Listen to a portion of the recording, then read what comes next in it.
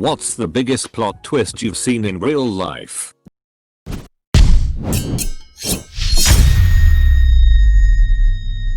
In primary school we had a World War I memorial lesson and we were asked if anyone had any relatives who fought at the time. My friend brought in a picture of his great-great-grandfather with his wife. A girl also brought in a picture of her great-great-grandfather with his wife. The teacher said they looked similar. She put them side by side and looked shocked. We gathered around and it was the same man who had kept his two wives a secret. Both had been married privately. They were cousins and didn't know. My sister's boyfriend decided that he wanted to do more with his architecture skills, so he gave his 2 weeks notice and moved to Haiti to help rebuild after the earthquake. They stayed together. He had bad phone service, so they mostly kept in touch through emails. He would send her long emails with photos and stories of what they were doing. This went on for a couple of months. One offhanded tip from a co-worker and a week of sleuthing later and it turns out he never went to Haiti. He moved to Seattle to be with his fiancée and partner of 9 years. Told this before in another thread, but it's still hilarious to me. Guy I knew in high school English class was talking one winter day about how he was late to school because someone hit his mailbox. His folks made him fix it up before he went to school. He missed his ride and had to walk instead. But the school staff was cool about it and didn't punish him. A few minutes later, another girl comes into class and she's talking about how her morning sucked.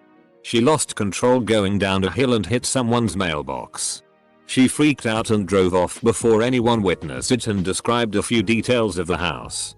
Mailbox guy puts 2 and 2 together and blurts out, "You hit my mailbox." He wasn't super mad about it and she turned beet red. It was hilarious at the time the way they both reacted. We are living in Florida at the time and my dad goes to the eye doctor because he is seeing double. In all other respects he's healthy. He explains his symptoms to the doctor. This was the early 2000s. The doctor picks up a medical book on eye problems. He finds the kind of symptoms my dad is describing. The doctor shows him the book. In the book there is a whole medical page explaining what he is experiencing and a picture of a kid from the 1960s. My dad looks at the picture and says, "Doc, that's me." The doctor says, "Yes. Those are the symptoms you are showing." My dad says, "No, really, that's me in the picture." It turns out my dad had this eye problem when he was a kid and it was so rare that they took his picture in 1960s Ohio SND slapped him in a book of rare eye problems. He doesn't remember much about taking the picture, but he did manage to get a copy of it to take home. Little town I grew up in had these 2 car dealerships on opposite sides of town. One Chevy, one Ford. They were bitter rivals. Attack ads. Shitty-talking salesmen. Billboard wars. You name it. When the owner of the Chevy dealership died, it came out he'd also owned the Ford dealership by way of a shell company. No one saw that coming, including a lot of the higher-ups who worked at the dealerships. That sounds like the ultimate bored rich guy. Buy 2 car dealerships. My esthetician was giving a Brazilian wax to a new client. New client goes on and on about this new guy she is dating and how he's a bartender at his esthetician's boyfriend was the bartender. Always fun to find out you are knee-deep waxing the PSSY of the woman you are being cheated on with. True test of professionalism right there. Do I tear this PSSY up now? No, he'll do it later. Edit. No freaking way. You all popped my gold cherry and I will now be known for PSSY tearing. I can live with this. Studying abroad in England. I planned a weekend trip to Barcelona with this girl. This is pre-cell phones. I overslept. Got to the airport like 3 hours late. As soon as I arrive, there's the girl. At the exact same time we both say, "I am so sorry." Wait. What are you sorry for? Turns out she overslept too. British Airways changed our tickets for us. No charge. And we got to Barcelona a few hours late. I think the real plot twist is the fact that the airline didn't charge for switching the flights. After searching for years for my birth father, He offered me 3,000 to get lost as he was running for a political office and didn't want the embarrassment of an illegitimate child. Was at a big art show with my wife and kid, 3 or 4 at the time. We were walking up to a doorway and I noticed a couple of huge nude statues. I mean, like, no big deal to me. But I was worried about what the kid was going to say because he is a bit of a loudmouth at the best of times and I didn't need him yelling about private parts in the middle of a crowded art gallery. I realized the worst thing to do was make any kind of a scene about it. No covering eyes or anything. Just subtly angling the stroller away from the statues and making a big deal about art things on the opposite side of the aisle. Then, the inevitable happens. I remember it happening in slow motion. Kid's head turns towards the naked statues. Eyes widen. Arm raises and finger points. Mouth slowly opens. Dad, look at those statues. They aren't wearing any socks. A friend of mine. Apparently he was sneaking out for a trip outside the city with his friends since his parents didn't let him go. They were on motorbikes. Already on their way outside of the city, suddenly he got into an accident with another bike. It was his dad he crashed into. I used to work with a guy in his early 20s that at the time of the story was getting ready to go with his family for his first out of the country. He was pretty damn excited and we were getting the play-by-play of all the things, where they were staying, what they were going to do. He was preparing. Specifically, he would need to get a passport. But his birth certificate had been lost.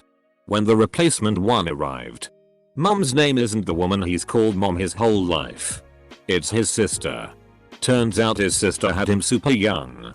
And his grandparents basically took him on and raised him as their son and no one ever told him the truth. So sister was actually mom and dad was actually grandpa and grandma. Real dad is unknown. He took a few days off work to sort himself out. Still went on the trip.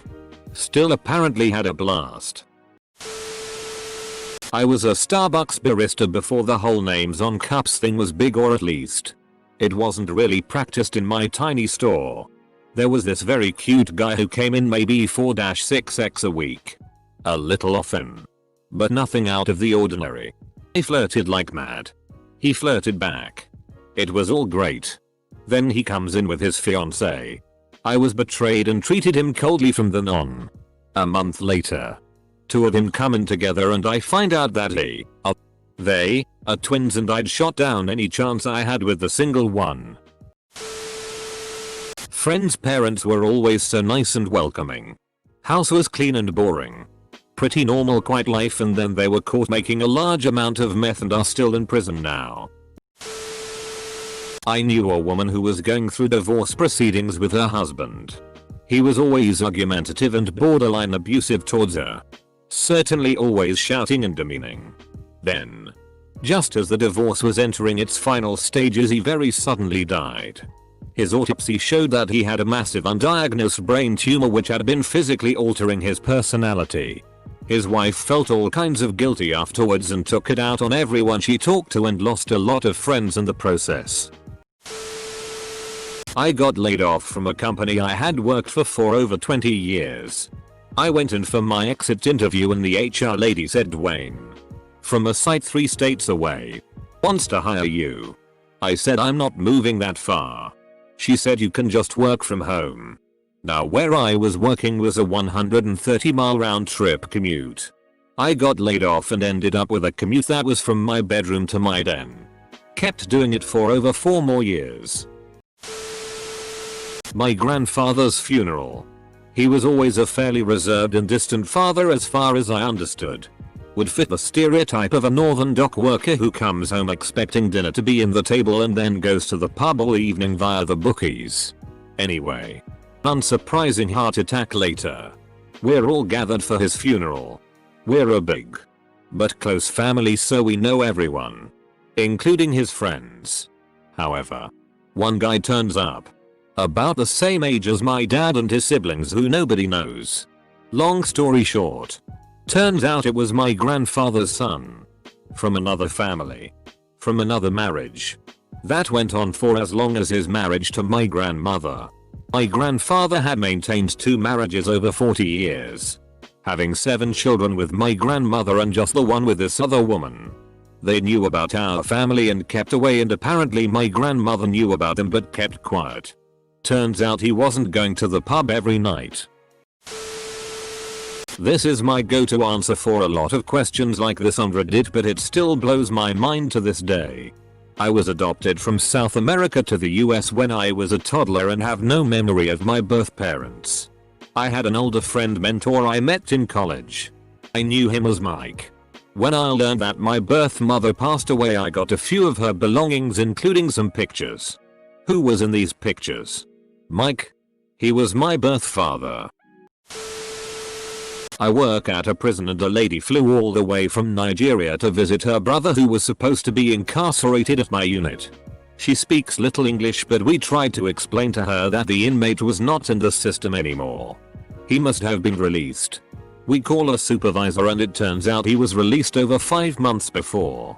She walks away confused and come back in with her husband who speaks English much better. We tell him the scenario and he asks, "Well, where did he go?" He doesn't have any friends or family in the US. We told him we don't know where he went. He was released, he could be anywhere. The guy, obviously confused, says, "Well, he couldn't have gone anywhere because he doesn't have any legs." A few years ago I got invited to a friend's engagement party. They were throwing a huge bash because they were planning on a very small destination wedding. Later in the evening, my friend's fiance takes the mic and starts thanking everyone for being there. "Sorry, Jen will be out to thank you guys in a minute. She's just having a wardrobe malfunction." He goes on to tell the story about how they met, how they were best friends and decided to get engaged, and finished along the lines of, "We wish you could all be there and that we could get married right now. So we're going to." Out walks Jen in her wedding dress. TLDR.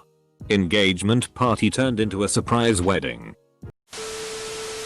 I used to call my tutor MR. Fortunately her name was Miss Ter.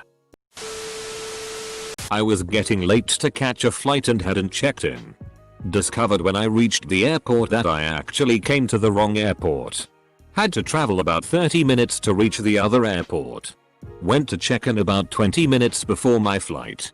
They didn't have any seats, so updated me to business class. Best flight of my life so far. My mom and a gal pal went to Mexico for break during college. They had a great time. While boarding the return flight, her friend says, "Sorry, I'm staying," and runs off. My mom hears from her a few weeks later after not being able to contact her at all. This was the 70s. Long distance calls and phones were scarce. Turns out her friend been sneaking off nights and f***ing the hotel gardener. She loves him and stayed in Mexico. That's all my mom knows. Hopefully they lived happily ever after. Update. I found out the woman's name and believe I have found the correct one on social media. She got married in 1979, which lines up with the story, but she lives in Green Bay, WI now. This girl in my high school class got into a top university for political sciences. Super smart. Friendly. Daughter of one of the most powerful politicians in my country. Her mom was investigated for some illegal money stuff. And turns out her tuition money was coming from that. She had to drop off because they lost most of their money. I am from a South American country. I know the girl did not deserve it. But she was also too proud to apply for student loans. I once had a job interview. It was very early in my career and I was trying to move 500 miles to a new place. I built prototypes and brought samples of my work. It was a 9-hour drive. But everyone seemed so enthusiastic that I figured it was a lock. I did not get the job. I found another job in the area and took it. 6 months later they called and asked me to interview for the job above the one I had applied for. I was given an offer on the spot and worked there almost a decade.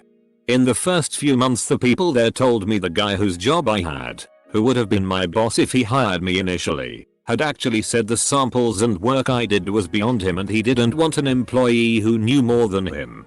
Well, I guess he doesn't have that problem since they fired him and replaced him with me. What an idiot. If you find a competent interviewee, you should snap him or her up and then steal their work for decades to get credit with the higher ups. After my dad passed away, my brother did our ancestry line for fun. Come to find out, we have a half brother that my father didn't acknowledge. He was married before my mom, which we also didn't know. We started a relationship with him and his family and all was well for a while. Now we realize he is a complete tool who constantly borrows money, cusses everyone out when things don't go his way, threatens suicide just to FCK with our heads, and just makes our life miserable in general. Truly wish I had never met him. My mother's friend was married to a man for many years. They struggled to have kids because he had fertility issues, and then later on she developed ovarian cancer and had a hysterectomy.